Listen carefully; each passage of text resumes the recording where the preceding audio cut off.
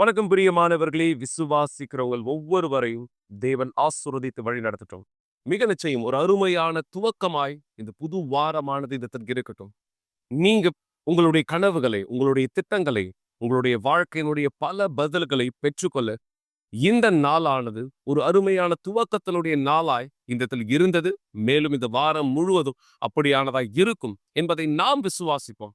நாம் அந்த விசுவாசத்துல நம்முடைய செயல்களானதை இந்த செய்யும் பொழுது நம்மை சுற்றி இருக்கக்கூடிய கடினங்கள், போராட்டங்கள், எல்லா விதமான அழுக்கான இல்ல அவமானத்தை உருவாக்கக்கூடிய ஒரு சூழ்நிலையை ஜெயிக்கக்கூடிய பலனை நாம் நமக்குள்ளாக இந்த பெற்றுக்கொள்கிறோம். சில நேரம் நம்முடைய வாழ்க்கையில் நாம சந்திக்கிற ஒரு குறிப்பிட்ட சூழ்நிலையிலும் ஒரு குறிப்பிட்ட பிரச்சனையில அநேகர் செய்கிற தவறானது இந்த தலையில அந்த பிரச்சனையை தன்னுடைய வாழ்க்கையின் ஒரு இயல்பான ஒரு பகுதியை போல ஏற்றுக்கொள்வது அல்லது சகஜமாக அந்த பிரச்சனையோடு தன்னுடைய வாழ்க்கையானதை இணைத்துக் கொள்வது. நீங்க எத்தனை பேர் அப்படியான ஒரு தவறை செய்கிறவராய் அல்லது செய்து கொண்டிருக்கிறவராய் இந்த இடத்துல இருக்கீங்க? இந்த பிரச்சனை பரவாயில்ல, இந்த பிரச்சனையும் அப்புறம் பார்த்துக்கலாம், இந்த சூழ்நிலை தானே, நான் இந்த இடத்துல அப்புறமா சமாளிச்சுக்கிறேன். அப்படியாக நீங்க பிரச்சனைகள் இந்த இடத்துல பார்க்கிற ஒவ்வொரு நேரமும் பலவிதமான கடினங்கள் ஒன்றன் மீது ஒன்றாக ஏறிக்கொண்டே இருப்பதை நீங்க இந்த இடத்துல பார்க்கிறீங்க. ஒரு குறிப்பிட்ட நாள் நீங்கள் அப்படியான பிரச்சனையிலே திணறும் பொழுது இந்த வார்த்தையை நீங்கள் சொல்லியிருக்கலாம் அல்லது சொல்லிக் கொண்டிருக்கலாம், போதும். சொல்ற சரியா? எத்தனை பேர் நீங்க இந்த வார்த்தையான சொன்னீங்க, போதும்? ஆனா இது வெறும் ஒரு வார்த்தையானது மட்டும் கிடையாது. இந்த சூழலை வெறும் இந்த ஒரு உச்சரிப்பு மட்டும் கிடையாது. போதும் என்று சொல்கிற இந்த வார்த்தைக்கு ஒரு வல்லமையானது உண்டு. இதுதான் மிக சரியாக யாக்கோபுக்கு இந்த இடத்துல நடந்தது. யாக்கோபுடைய சூழ்நிலை இப்படியான ஒரு வழி இல்லை, இப்படியான ஒரு கடினமான நேரத்திலே அவர் இந்த வார்த்தையை எங்கு பயன்படுத்தினார் என்பதை நான் உங்களுக்கு இந்த இடத்துல விளக்கி சொல்வதற்கு முன்பாக ஒரு அருமையான சாட்சியை இந்த நேரம் நீங்க இந்த இடத்துல பார்க்க நான் விரும்புறேன். ஏன்னா இந்த நபர் தன்னுடைய வாழ்க்கையிலே கடந்து போன கடினங்களை, அவமானங்களை, அந்த சூழ்நிலையை ஏற்றுக்கொள்ள விரும்பாதவராய் ஒரு குறிப்பிட்ட நேரம் இவரும் இந்த வார்த்தையை சொன்னார், போதும். என்ன நடந்தது? உங்களுடைய வாழ்க்கையிலே நீங்கள் எதை பதிலாய் பெற்றுக்கொள்ள விரும்புகிறீர்கள் என்பதை நீங்கள் தெளிவாய் புரிந்து கொள்ளும்படியாக இந்த சாட்சியை பாருங்கள். இப்பொழுதே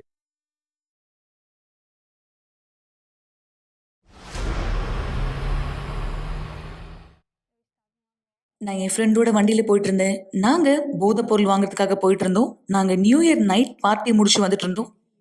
நாங்க அப்போ ஹெல்மெட் போடல. அங்க ரொம்பவே இருட்டா இருந்துச்சு, எங்களுக்கு சரியாவே பார்க்க முடியல. நாங்க எப்ப அந்த சந்தை திரும்பணுமோ எதிர்க்க வந்து பைக்ல வந்து இன்னொருத்தர் எங்களை இடிச்சிட்டாரு. நாங்க முன்னாடி இப்ப விழுந்துட்டோம்.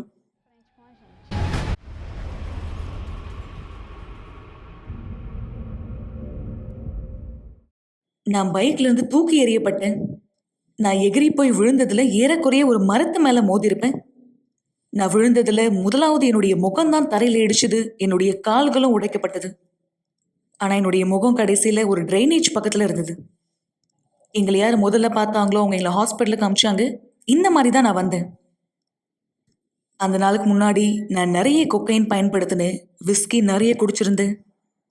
மருத்துவர் எனக்கு சிகிச்சை கொடுத்தாங்க. ஆனா அவங்களுக்கு தெரியாது நான் கொக்கைன் பயன்படுத்தியிருந்தேன், நான் குடிச்சிருந்தேன்னு மருத்துவருக்கு தெரியாது. எனவே என்னுடைய சூழ்நிலை ரொம்பவே மோசமா இருந்தது. அந்த நேரம் எனக்கு வலிப்பு ஏற்பட்டது. என்னுடைய கை கால் நகர முடியாம ஆயிடுச்சு. அதுக்கு பிற்பாடு கொஞ்ச நேரத்துல டாக்டர் என்னை ஐசியூல அட்மிட் பண்ண வச்சாங்க. என்னுடைய தலையில பலமா அடிபட்டதுனால என்னுடைய மூளையில காயம் ஏற்பட்டது. என்னுடைய சூழ்நிலை மோசமா ஆகாம இருக்கிறத தடுக்கிறதுக்காக அவங்க என்ன செயற்கையான கோமால படுக்க வச்சுட்டாங்க. நான் ஏறக்குறைய 40 நாள் கோமால இருந்து இதுதான் என்னுடைய சூழ்நிலையா இருந்துச்சு.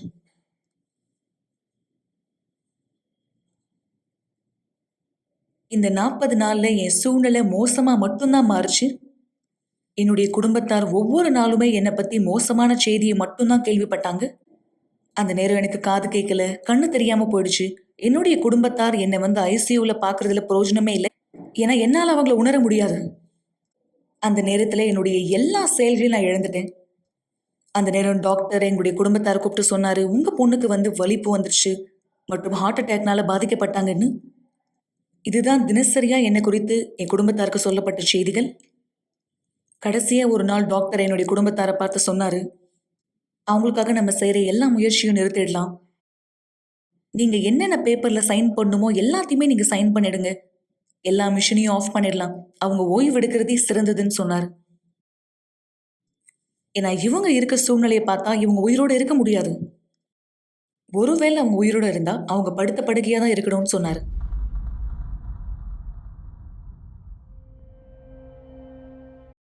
இந்த போட்டோவை பார்த்தா நான் கடந்து போன சூழ்நிலை என்னன்றது கொஞ்சமா உங்களால புரிஞ்சுக்க முடியும்.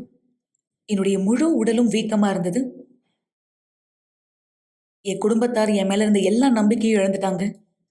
என்னுடைய அம்மாவும் என்னுடைய சகோதரியும் தவிர.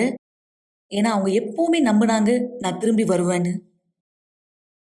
அவங்க சின்ன வயசா இருக்கும்போதே எங்கள் அம்மா அவங்கள சர்ச்சுக்கு கூட்டிகிட்டு வந்தாங்க. இருந்தாலும் தவறான நட்புறவு, கெட்ட பழக்கங்களுக்கு தன்னை ஈடுபடுத்திக்க ஆரம்பிச்சாங்க. அவங்க முழுமையாக தவறான வாழ்க்கையை வாழ ஆரம்பிச்சாங்க. நாட்கள் போக போக அவங்களுடைய நிலைமையானது மோசமாக மாறிட்டே போச்சு. நான் அதிகமா போதைக்கும் விபச்சாரத்துக்கும் சட்டவிரோதமான காரியங்கள்ல அதிகமா ஈடுபடுவேன். அது மட்டும் இல்லாம ஃபுட்பால் விளையாடுற அந்த டீமுக்கு சப்போர்ட் பண்ற ஒரு பெண்ணா நான் இருந்தேன். என் வாழ்க்கை முழுசா தலைகீழா மாறுச்சு. ஆனா அந்த நேரத்துல என்னுடைய அம்மாவும் என்னுடைய சகோதரியும் தொடர்ந்து எனக்காக போராடினாங்க, பொருத்தனையை ஏற்படுத்தினாங்க, நோக்கங்களை ஏற்படுத்தினாங்க. குறிப்பா அந்த நேரத்துல நான் வாழ்வா சாவான்ற நிலைமையில இருந்தேன். அந்த நேரத்துல தான் இஸ்ரவேலின் சிறப்பு நிகழ்ச்சி வந்தது. எங்களுக்கான வாய்ப்பு கிடைச்சது நாங்கள் தியாகம் செய்ய. அந்த நேரத்துல தான் என்னுடைய அம்மாவும் என்னுடைய சகோதரும் எனக்காக போராடினாங்க, தியாகங்களை ஏற்படுத்தினாங்க, பொருத்தனையை ஏற்படுத்தினாங்க. எனக்கு நல்லா ஞாபகம் இருக்குது. அந்த நிலைமையில் அவங்கள நான் பார்க்கும்போது, ஹாஸ்பிட்டல் விட்டு போகும்போது நான் முடிவெடுத்தேன், பீடத்தின் மேலே போயிட்டு நான் அவங்களுக்காக போராட போகிறேன்னு. ஏற்கனவே அந்த நேரத்துல அவங்க ஒரு போதகருடைய மனைவியா இருந்தாங்க. எப்போ எனக்கு ஆக்சிடென்ட் ஆச்சுன்னு அவங்க கேள்விப்பட்டாங்களோ அவங்களுடைய முதல் செயல் பீடத்து மேலே ஏறது தான். நான் நாப்கின் பயன்படுத்த வேண்டியதா இருந்துச்சு, மருந்துகள் நிறைய வாங்க வேண்டியதா இருந்துச்சு. இதை அவங்க பார்த்தோன்னு சொன்னாங்க, இல்ல நான் பீடத்து மேலே ஏறணும்னு. அவங்க முடிவெடுத்தாங்க, இந்த சூழ்நிலையில நான் பீடத்தை ஏறியே ஆகணும். என எனக்கு தெரியும் தேவன் அவங்கள மீண்டுமாக கொண்டு வருவாருன்னு.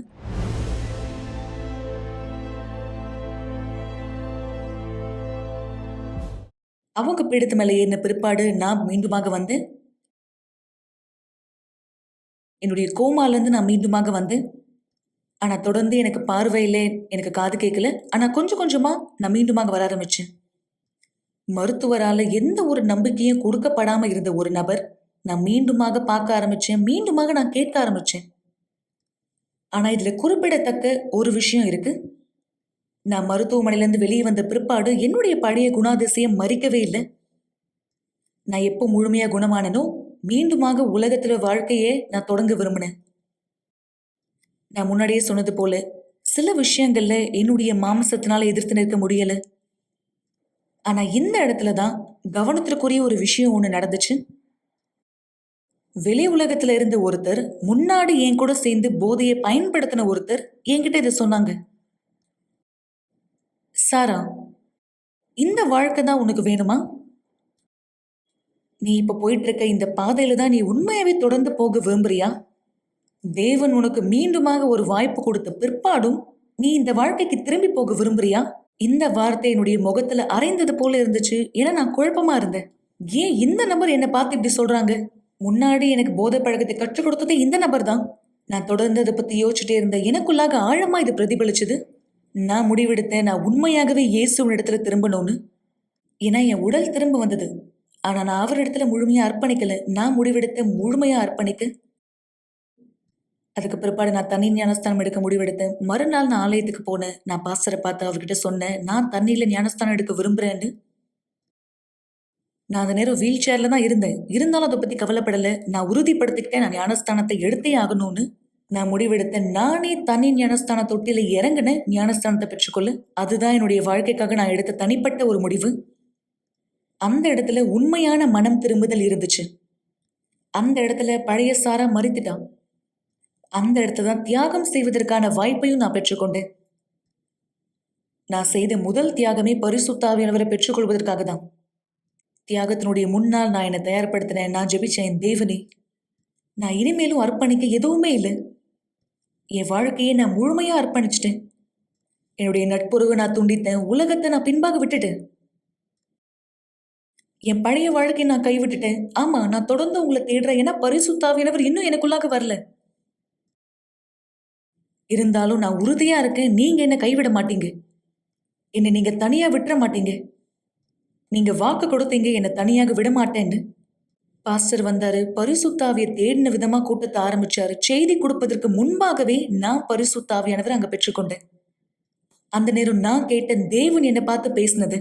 தேவன் என்னை பார்த்து சொன்னாரு, நீ என்னுடைய மகள், நீ என்னுடைய மகள்.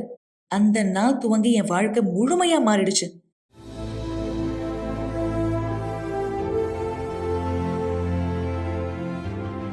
இப்போ எனக்கு எந்த பாதிப்புமே இல்ல. என்னுடைய மூளையில, என்னுடைய தலையில இருந்த அந்த தழும்புகள் எல்லாமே மறைஞ்சிருச்சு. இன்னைக்கு நான் சந்தோஷமான ஒரு திருமணத்துல இருக்கேன். நான் முதலாவது சந்தோஷமா இருக்கேன். இனிமேலும் எனக்கு யாருடைய ஒப்புதலும் தேவையில்லை. ஏன்னா தேவனுடையது தாமே என்னுடைய வாழ்க்கையில இருக்கு. அவங்க முழுமையான மாற்றம் அடைஞ்சிருக்காங்க. இன்னைக்கு நான் பார்க்குறேன். நான் செஞ்ச எல்லா தியாகமும் அவங்களுக்காக போராடின போராட்டங்கள் தகுதியுள்ளதா இருக்கு. அவங்க உண்மையாலே தேவனால பிறக்கப்பட்டிருக்காங்க. அவங்களுக்கு புதிய வாழ்க்கை இருக்கு. அவங்க வாழ்க்கைக்குள்ள பரிசுத்த ஆவியானவர் வேலை செய்றத எங்களால தெளிவா பார்க்க முடியுது. நான் என்னுடைய அம்மாவுக்கும் என்னுடைய சகோதரிக்கும் நன்றி சொல்ல விரும்புறேன். அவங்களுடைய விசுவாசத்துக்காகவும், அவங்க தொடர்ந்து எனக்காக போராடினதுக்காகவும். ஏன்னா அவங்க எனக்காக செய்யலைன்னா இன்னைக்கு நான் இந்த இடத்துல இருந்திருக்க மாட்டேன். என்னால பார்க்க முடியுது. தேவன் இன்னைக்கு எனக்கு ஒரு வாய்ப்பானது கொடுத்திருக்கார். என்னுடைய அம்மா, என்னுடைய சகோதரியினுடைய முழு உழைப்புக்கும் அது தகுதியா இருக்கு. பீடம் தான் நமக்கு தேவையான ஒரே விஷயம், நம்ம வாழ்க்கையினுடைய முழுமையான மாற்றத்தை நம்ம பெற்றுக்கொள்வதற்காக.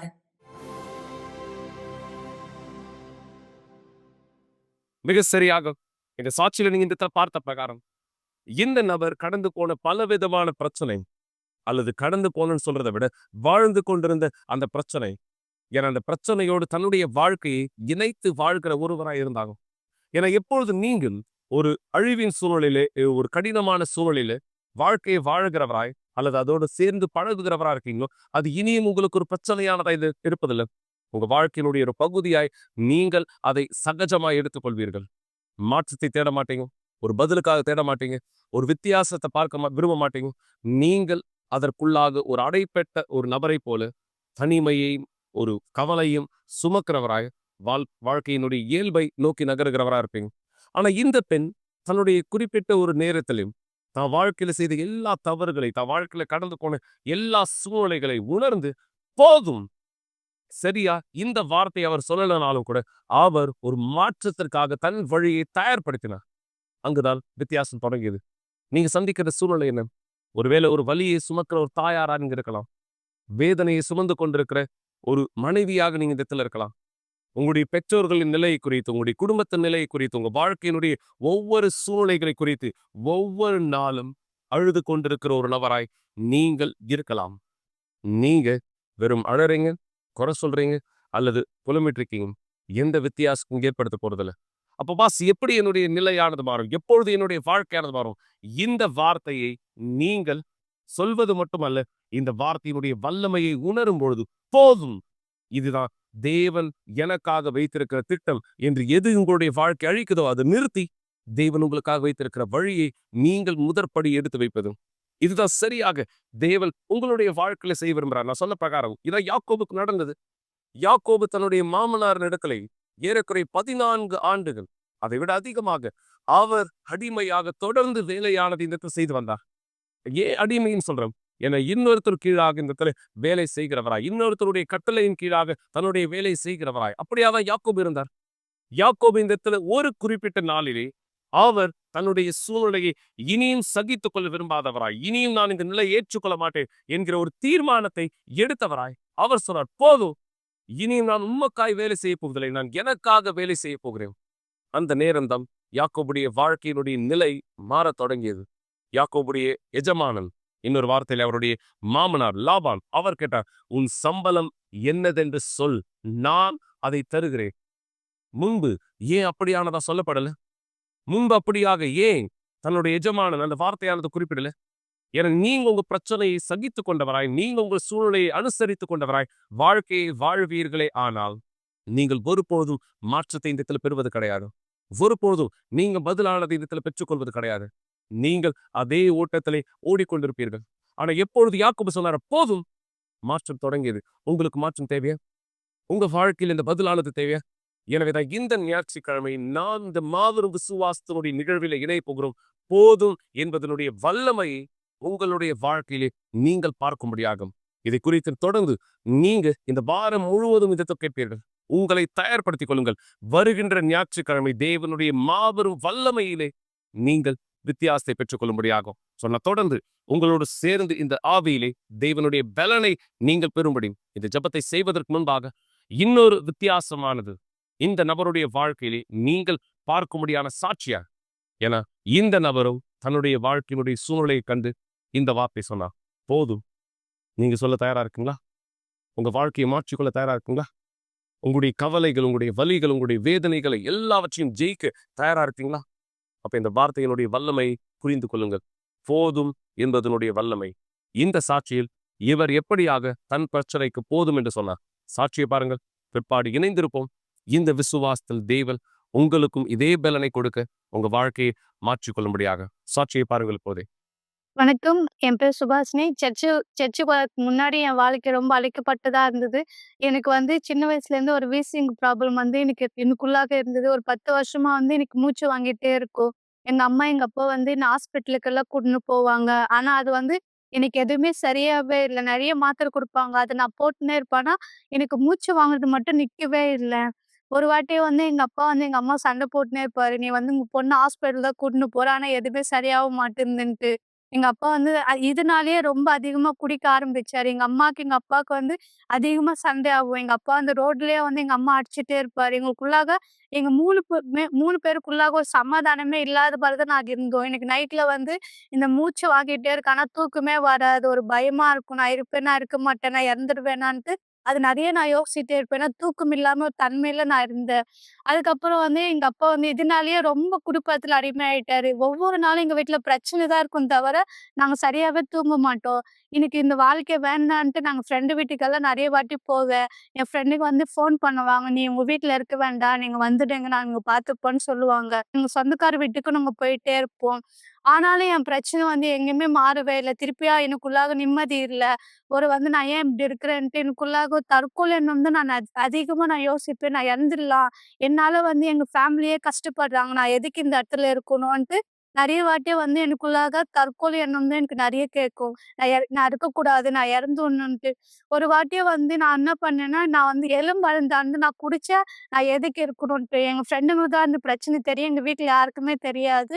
நான் சாவ போறேன்ட்டு அந்த எலும்பருந்தாந்து நான் வீட்டுக்கு கடைக்கு போயிட்டு நான் வாங்கிட்டு வந்தேன். அது குடிக்கிறதுக்காக. அப்புறம் என் ஃப்ரெண்டுங்க பார்த்து என்ன திட்டுனாங்க, என்ன அடிச்சாங்க. "நீ எதுக்கு இந்த மாரியெல்லாம் பண்றன்ட்டு?" அப்ப நான் சொன்னேன், "என் வாழ்க்கையே இப்படி இருக்கு. நான் எதுக்கு இருக்கணுன்ட்டு." அதுக்கப்புறம் எங்க அம்மா எனக்கு ஃபோன் பண்ணாங்க. "இந்த மாரி எல்லாமே சரியாயிடும்மா. நீ எதுவுமே பண்ணிக்காதன்ட்டு" சொன்னாங்க. நான் நம்பவே இல்ல. "நான் இறந்துருவேன்ம்மா. நீங்களே என்னால ரொம்ப சண்டை போட்டுக்கிறீங்க. வீட்ல நிம்மதியே இல்லன்ட்டு" தான் நான் யோசிச்சுட்டு இருந்தேன். அதுக்கப்புறம் எங்க அம்மா ஆ சர்ச்சுக்கு ஆரம்பிச்சாங்க. எனக்காக போனாங்க ஃபர்ஸ்ட்டு. என் பொண்ணு சரியாயிடும். இந்த மூச்சு பிரச்சனை இருக்கக்கூடாதுன்ட்டு எங்க அம்மா சர்ச்சுக்கு ஆரம்பிச்சாங்க. எனக்கு எங்க அம்மா நான் திட்டுவேன்ம்மா, "நீ எதுக்கும்மா போற அந்த இடத்துக்கு? நானே எதுவுமே மாறவே இல்ல. நீ அங்கெல்லாம் போகாதம்மான்ட்டு" நான் எங்க அம்மாவ திட்டிட்டே இருப்பேன். ஒவ்வொரு நாளும் நான் திட்டிட்டே இருப்பேன். ஆனா எங்க அம்மா என் பேச்சையே கேட்க மாட்டாங்க. அவங்க சர்ச்சுக்கு போவேன். இயேசு நம்மளுக்கு உதவி செய்வாங்கன்ட்டு சொன்னாங்க எங்க அம்மா. ஆனா என் ஃபோட்டோ, என் தண்ணி பாட்டில் எல்லாம் எடுத்துன்னு போவாங்க. எனக்காக சர்ச்சுக்கு ஜெபிப்பாங்க. என் பொண்ணு சரி பண்ணுங்க. என் பொண்ணுக்கு இந்த பிரச்சனை வரக்கூடாதுன்ட்டு எங்க அம்மா ஒவ்வொரு நாளும் ஜெபம் பண்ணினே இருப்பாங்க. ஆனாலும் எங்க அம்மா நான் திட்டிட்டே இருப்பேன். "நீ போற, ஆனா எதுவுமே மாறவே மாட்டேங்குது. நீ எதுக்கு போற? நீ போறதே வேஸ்ட்டு தான்ட்டு" எங்க அம்மா நான் திட்டுவேன். அதிகமா திட்டுவேன். என் பேச்சு கேட்காம எங்க அம்மா அங்க சர்ச்சுக்கு போயிட்டே இருப்பாங்க. ஒரு நாள் எங்க அம்மா என்ன சும்மா கூப்பிட்டுன்னே இருந்தாங்க. "நீயும் வாடி சர்ச்சுக்கு வா.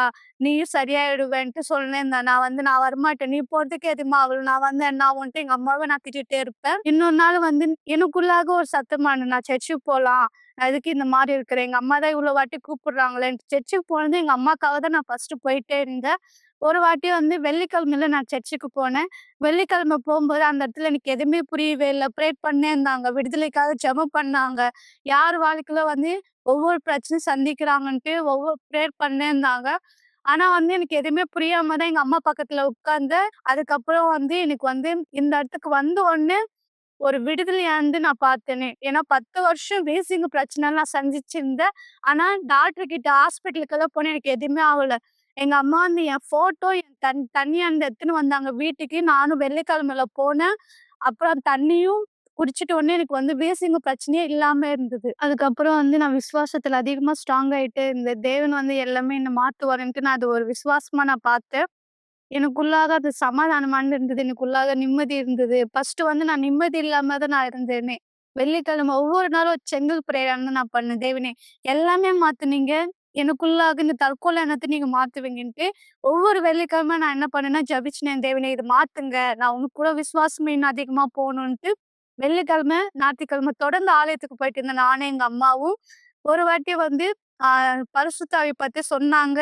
எனக்கு அப்போ வந்து பரிசுத்த ஆவி யாருன்னு தெரியாம தான் இருந்தது. தெரியாம அந்த டைம்ல வந்து எனக்காக பேசுனாங்க. சர்ச்சுல பரிசுத்த ஆவி வந்து தேவோட ஆவின்ட்டு பேசினே இருந்தாங்க. அதுக்கப்புறம் இல்ல எனக்கு பரிசுத்த ஆவி வேணும். தேவன் வந்து எனக்கு தேவை அதிகமான்ட்டு நான் லட்சியத்துல இன்னும் அதிகமா முன்னோக்கியத்தோட போவேன்ட்டு நான் தீர்மானிச்சேன். ஒரு வாட்டி வந்து இல்ல எனக்கு பரிசுத்த ஆவி வேணும்ன்ட்டு நான் தியாகம் பண்ணேன். நான் வீட்டாண்டேருந்து தினமும் சர்ச்சுக்கு நடந்து வருவேன். தூரமா இருந்தாலும் நான் சர்ச்சுக்கு நடந்து வருவேன். தேவனே நீங்க எல்லாமே மாத்துனீங்க. எனக்கு வந்து உன்னோட பரிசுத்த ஆவி வேணும். இன்னும் அதிகமா உன்னோட விசுவாசத்திலும், ரட்சிப்பிலும் நான் வந்து முன்னோக்கியத்தோட போணுன்ட்டு நான் விசுவாசிச்சேன். அதுக்கு செயல்படுத்தினேன். அதிகமா பைபிள் படிச்சுன்னு இருந்தேன். அதிகமா ஜெபிச்சேன். தேவனோட ஆவி வேணுன்ட்டு, பரிசுத்த ஆவி வேணுன்ட்டு. அதுக்கப்புறம் வந்து நான் என் ஃப்ரெண்டுங்கலாம் வந்து எனக்கு வந்து தேவையில்லன்ட்டு நான் புரிஞ்சுக்கிட்டேன். அதுக்கப்புறம் தேவோட விஷயம் தான் அதிகமா நான் கவனிச்சுன்னு இருந்தேன். தேவன் தான் எனக்கு முக்கியம். இவங்கலாம் யாருமே எனக்கு வேண்டான்ட்டு.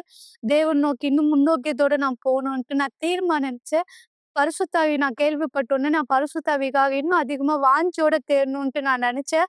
நைட்லலாம் ப்ரேயர் பண்ணுவேன். 3 மணிக்கு எழுந்து நான் ஜெபிப்பேன். தேவனே உன்னோட ஆவி வேணும். எனக்கு உன் பரிசுத்த ஆவி வேணுன்ட்டு. ஆனா சில டைம்ல எனக்குள்ளாக ஒரு சந்தேகமானது வரும். இவங்க என்ன பொய் சொல்றாங்களா? உண்மைய சொல்றாங்களான்னு தெரியலையே! பரிசுத்த ஆவின்னா யாரு? இது நடக்குமா? நடக்காதான்னு நான் ப்ரேயர் பண்ணே இருப்பேன். எனக்குள்ள ஒரு சத்தமானது வரும். இது நடக்காது. நீ ஜெபிக்கிறதே வேஸ்ட்டுன்ட்டு எனக்குள்ள சத்தமானது வரும். இல்ல தேவனே எனக்கு உன்னோட பரிசுத்த ஆவி வேணுன்ட்டு நான் முன்னோக்கியத்தோட நான் ஜெபிப்பேன். இது வந்து நடக்காது. நான் ஜெபிக்கிறதே வேஸ்ட்டுன்ட்டு நான் அந்த குரல் வந்து எனக்கு கேட்டுட்டே இருக்கும். இல்ல தேவனே எல்லாரும் பரிசுத்த ஆவி தேடுறாங்க. எனக்கு உன்னோட ஆவி வேணும். நான் அத தெரிஞ்சுக்கணுன்ட்டு நான் அதிகமா தேவனுக்கிட்ட வந்து ஜெபிப்பேன். நான் ப்ரேயர் பண்ணுவேன். தேவனே உங்க பரிசுத்த ஆவி எனக்கு கிடைக்கணும். பரிசுத்த ஆவி இல்லாம நான் இருக்க போறது இல்லன்ட்டு நான் தீர்மானிச்சேன். ஒரு நாள் வந்து நான் வீட்டாண்டேருந்து தினமும் சர்ச்சுக்கு நடந்து போயிட்டே இருப்பேன். ஏன்னா பரிசுத்த ஆவி தான் எனக்கு முக்கியம். நான் தெரிஞ்சுக்கிட்டேன் அந்த டைம்ல என் ஆத்துமா வந்து தேவனுக்கிட்ட போணும். நான் வந்து இன்னும் அதிகமாக விசுவாசத்துல செயல்படுத்தணும்னு நான் புரிஞ்சுக்கிட்டேன். அதுக்கப்புறம் வந்து ஒரு நாள் வந்து நான் புதன்கிழமை பிரேயருக்காக நான் போனேன். அந்த டைம்ல வந்து நான் வந்து அதிகமா நான் ஜெபிச்சேன். தேவனே நான் இவ்ளோ நாள் வந்து நான் தியாகம் பண்ணேன். காலையில 3 மணிக்கு எழுந்து நான் பிரேயர் பண்ணேன். வீட்டுக்கு நான் போம்போது உன்னோட பரிசுத்த ஆவியோட தான் நான் போணும். தேவோட ஆவியோட தான் நான் போணுன்ட்டு தீர்மானிச்சேன். அதுக்கப்புறம் எனக்குள்ளாக பரிசுத்த ஆவியானவர் இறங்க வந்தாரு. இது வந்து ஒரு உணர்ச்சி கிடையாது. நான் எதுவுமே உணர்வே இல்ல. தேவன் யாருன்ட்டு நான் உணர்வே இல்ல. ஆனா எனக்குள்ளாக அந்த உறுதியானது எனக்குள்ளாக இருந்தது. தேவோட ஆவி பெற்றுக்கிட்ட ஒரு உறுதியானது எனக்குள்ளாக இருந்தது. நான் இன்னும் அதிகமாக முன்னோக்கியத்தோட போறேன். என் வீட்ல எவ்வளோ பிரச்சனை வந்தாலும், இன்னும் எதிர்த்து வந்தாலும், நான் வந்து பரிசுத்த ஆவியோட இன்னும் அதிகமா முன்னோக்கியத்தோட நான் போறேன். இனிமேலும் வந்து எனக்கு வந்து வியாதி பிரச்சனையே இல்ல. எனக்குள்ள தற்கொலை இல்ல. நான் வந்து சமாதானமா இருக்கேன். எனக்கு நிம்மதியா இருந்திருக்கு. ஃபர்ஸ்ட் வந்து நான் நிம்மதி இல்லாம நான் இருந்தேன். ஆனா இப்போ வந்து எனக்குள்ளாக சமாதானம் இருக்கு. நிம்மதி இருக்கு. தேவோட ஆவி, பரிசுத்த ஆவி எனக்குள்ள இருக்குன்ட்டு எவ்வளோ பிரச்சனை வந்தா நான் எதிர்த்து போராடுறதுக்கு நான் தயாரா இருக்கேன். ஏன்னா, எனக்கு தேவோட ஆவியானது பரிசுத்த ஆவியானவர் என் கூட இருக்காரு. இன்னும் அதிகமா தேவனுக்கிட்ட நான் முன்னோக்கியத்தோட போறதுக்காக அந்த பலன் என்கிட்ட இருக்கு. ஒருவரும் உங்களுக்கு வெளிச்சத்தின் நாளை கொடுக்காவிட்டாலும், உங்களுடைய சத்தத்தை கேட்பதே பாரமாக தோன்றினாலும், உங்களுக்கு தேவையான பலத்தையும் நம்பிக்கையும் பெறுவதற்கான ஒரே வழி ஜெபம். தயவு செய்து உங்களுடைய கண்களை மூடியிருங்கள். இது ஜெபத்தின் நேரமா இருக்கிறது. ஆண்டவராகிய இயேசுவின் தேவாவியானவரே, இதோ இந்த சாட்சிகள் இவருக்கு காண்பித்திருக்கிறது. தன்னுடைய வாழ்க்கையை மாற்றிக்கொள்ள விரும்புகிறவராய் இவர் எடுத்து வைக்க வேண்டிய செயல் என்னதென்று இப்பொழுது என் தேவனை நீர் பேசியிருக்கிறேன், நீர் காண்பித்திருக்கிறேன். யார் ஒருவர் பதிலை பெற விரும்புகிறாரோ இந்த வார்த்தையினுடைய வல்லமையை உணர்ந்தவராய் போதும், இனியும் இந்த அசுத்தங்களுக்கு, இனியும் இந்த வியாதிகளுக்கு, இனியும் இந்த பலகீனங்களுக்கு, இந்த அவமானங்களுக்கு, இந்த தரித்திரங்களுக்கு நான் அடிமையாக இருப்பதில்லை என்கிற நேர்மையான தீர்மானத்தை எடுத்து தன் செயலை எடுத்து வைக்க போகிறவராய் யார் இருக்கிறாரோ அவர்களுடைய வாழ்க்கை மீது மாபெரும் வல்லமையான கரம் வேலை செய்யட்டும். என் தேவன் நீர் அந்த வித்தியாசத்தை உருவாக்குகிறவராயிரும். ஏனென்றால் இந்த சாட்சியிலே வித்தியாசத்தை ஏற்படுத்தினது முதற்படி அந்த நபர். ஆனால் அந்த நபருடைய வாழ்க்கையை மாற்றினது முழுமை உண்மையுடைய வழிகளில் இருந்தது. இதே தான் இந்த நபருக்காக கேட்கிறேன். வியாதி உள்ளவர்கள் சொல்லட்டும் போதும் என்று, பலகீனவர்கள் உள்ளவர்கள் சொல்லட்டும் போதும் என்று, கடன்களில் தரித்திரத்தில் இருக்கக்கூடியவர்கள் சொல்லட்டும் போதும் என்று. இந்த நிலை இவர்களது வாழ்க்கையிலிருந்து மாற்றப்பட இவர்களுக்கு பலனை தர கேட்கிறேன், இயேசு கிறிஸ்துவின் பெயரால். ஆமென். மிக நிச்சயமாய் நீங்க இந்த வார்த்தையினுடைய வல்லமையை சிந்தித்து பாருங்க. உங்க பிரச்சனைக்கு நீங்க போதும் சொல்லியிருக்கீங்களா? ஒருவேளை சொல்லியிருக்கலாம். ஆனா வெறும் வார்த்தை அப்படியானதா இருந்தால் புரோஜனம் இல்லை. இந்த வார்த்தையினுடைய வல்லமையை தெரிந்து கொள்ளுங்கள். யாக்கோபு ஒரு நாள் சொன்னார், போதும். மேலும் விசுவாசத்தினுடைய பல நாயகர்கள் சொன்னாங்க, போதும். இது நேரம் நீங்கள் சொல்வதற்காக. நீங்க எப்படியாக, எந்த சூழ்நிலைக்காக போதும் என்று சொல்ல போகிறீர்கள்? உங்களை தயார்படுத்துங்க. தேவன் உங்களை ஆசீர்வதிக்கட்டும். நாளை நிகழ்ச்சியில் உங்களை சந்திக்கிறோம், இயேசுவின் பெயராலே.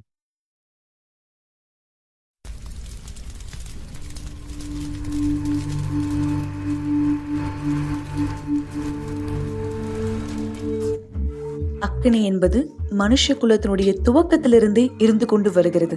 குளிர்ச்சியான காலங்களில் வெதுவெதுப்பை கொடுப்பதற்கும் இருளை அகற்றுவதற்கும் அந்த அக்கினியின் மூலம் நாம் தங்கத்தை சுத்திகரிக்க முடியும். நம்மை உயிர் வாழ வைக்கிற உணவை அதனால் தயார்படுத்த முடியும். இந்த அக்கினியின் பயன்பாடு மனித குலத்தை மாற்றியது. ஆனால் இப்படிப்பட்ட ஒரு விஷயம் கட்டுப்பாட்டை மீறும் போது என்ன நடக்கிறது? இரக்கமே இல்லாமல் அக்கினி எரிந்து விழும்பொழுது, அதை சுற்றி இருக்கிற அனைத்தையும் பட்சித்து போடும்பொழுது, கட்டுப்படுத்த முடியாத அக்கினி நம்முடைய மோசமான எதிரியாக மாறுகிறது. இந்த அக்கினியை பயம் இல்லாமல் யாராலும் எதிர்கொள்ள முடியாது. மனித உடலினால் இந்த நெருப்பை தாங்க முடியாது. நம்முடைய தோளில் சில நொடி அக்கினி படும் பொழுதே நாம் கதறுவதற்கு அது போதுமானதா இருக்கிறது. நம்முடைய சுற்றுச்சூழலை வெதுவெதுப்பாக வைத்துக் கொள்வதற்கான அந்த அக்கினியை நம்முடைய சரீரத்தால் தாங்க முடியாத பொழுது, உங்களுடைய ஆடையில் நெருப்பு படும் பொழுது உங்களுடைய ஆடையை கழட்டி எறிவது சிறந்ததாக இருக்கும். அக்கினியை எப்படி கட்டுப்படுத்துவது? இந்த முழு இடத்தையும் அழிக்கிற அக்கினியை எப்படி கட்டுப்படுத்த முடியும்?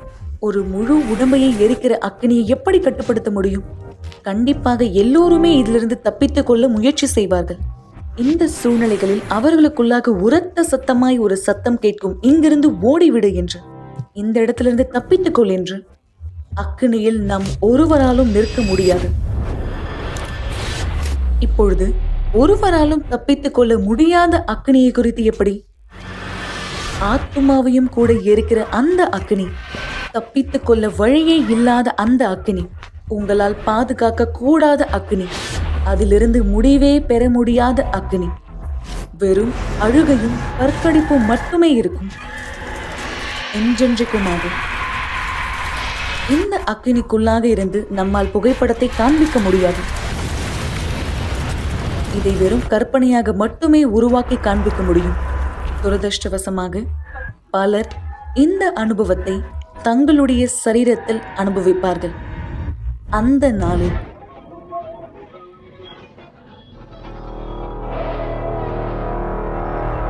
ஓடுவதற்கு எந்த இடமும் கிடையாது. அந்த இடத்திற்கு அவசரத்திற்கு வெளியேறும் வழியும் கிடையாது. எந்த தீயணைப்பு மீட்பாளரும் அங்கு இருப்பது கிடையாது. எந்த நாயகர்களும் வந்து ஜனங்களை காப்பாற்ற முடியாது.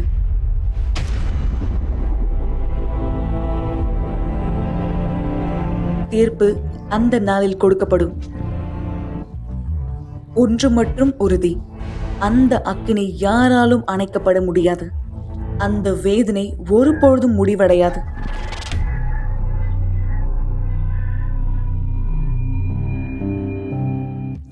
ஆனால் இன்று இன்னும் நமக்கு வாய்ப்பு உண்டு. இன்னும் நாம் தேர்ந்தெடுக்க முடியும். இன்னும் நம்பிக்கை உண்டு. ஏனென்றால் நீங்கள் உயிரோடு இருக்கும் வரை இந்த இறுதியான இடம் முடிவு செய்யப்படவில்லை. ஒருவர் அவருடைய சரீரத்தில் அவருடையதில்லாத வலியை உணர்ந்தார். எனவே நீங்கள் அந்த வலியை அனுபவிக்க கூடாது என்பதற்காக. நரகம் என்பது உண்மை, ஆனால் ரட்சிப்பு என்பதும் உண்மை. எனவே தீர்மானம் உங்களுடைய கரத்தில் உள்ளது.